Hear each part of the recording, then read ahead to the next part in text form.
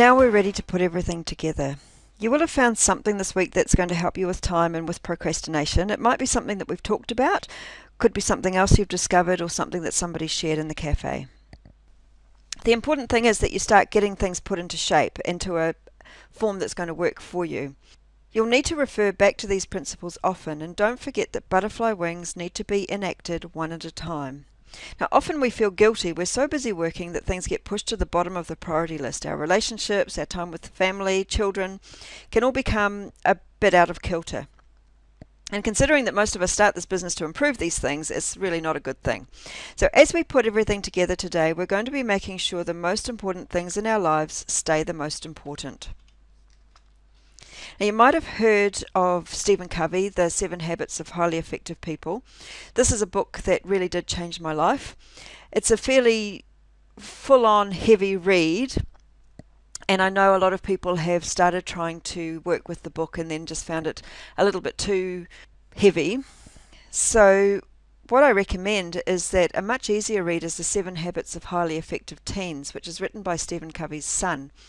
Now, this book is written in really easy to read language. It's got all exactly the same concepts in it as the original book, but it's just easy and quick to read, and a great resource for any trainings if you are a leader that gives training.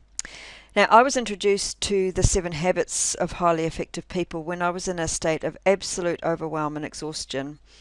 And what I learnt made such a massive and instant difference to me and my family that it was almost like it felt like a miracle.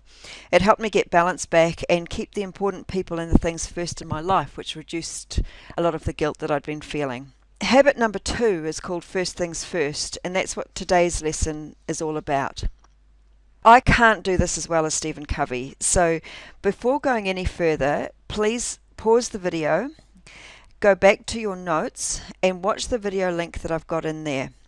Now, once you've done that, come back to this recording and then we'll continue from there.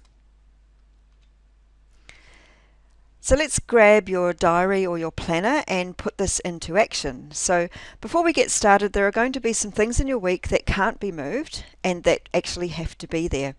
Maybe they are part of full-time work, helping at school, training meetings, or parties. So let's block those times out to begin with, and now we're ready to work with the rocks. So quick recap, the jar is your week with all the time that there is in it, 168 hours, which is 10,080 minutes. There are no more than that. You can't get extra, and you can't go above the rim. So you have to put the big rocks in your week first. You can't risk not having space for them. There are terrible consequences if you do, as you've seen in the video that you've just watched. Maybe the consequences won't happen right now, but they definitely will later. So start off by making a list of your big rocks. Some of them are going to be things that you often feel guilty about and that you feel that you're not giving the attention that they deserve. Now, once you've worked out what your big rocks are, then we need to add those to your week. So now you can do all of your jobs around the rocks. They do fit in, and if one or two of them don't, then it's not the end of the world. It's much more serious if you don't have enough space for the big rocks. No matter how busy our life is, you're going to be surprised at what time you actually do have, and if you've been doing your homework throughout the week, that's going to be even better for you now as well. Now, what we can find is there are actually a lot of spots left there for business. Now, Sunday night's a great time to spend 10 minutes planning your week, organising your planes and your frogs, and making sure what you're going to use your business spots for. I've added in time for chaos, which I've put into Saturday, and the rest of the time is for phone calls, office work, deliveries, and anything else that's on your list of planes. So look at your list of planes, put the ones needing landed for the week in your plan. Remember to make sure you eat the nasty frogs as soon as you can in the week. And when you get used to working in this way, you no longer have to worry about whether everything will get done. If you plan for chaos and stick to the plan, everything has its time and place. But you have to stick to the plan. You don't need to feel guilty about anything because everyone gets some of your time, including yourself.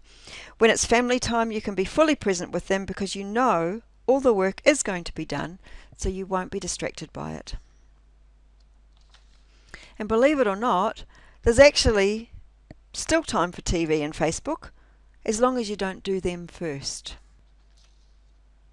And even more interesting than that is that there's still some space. That could be for a glass of wine or two, perhaps, to celebrate the progress that you've made in your business and with your relationships for the week.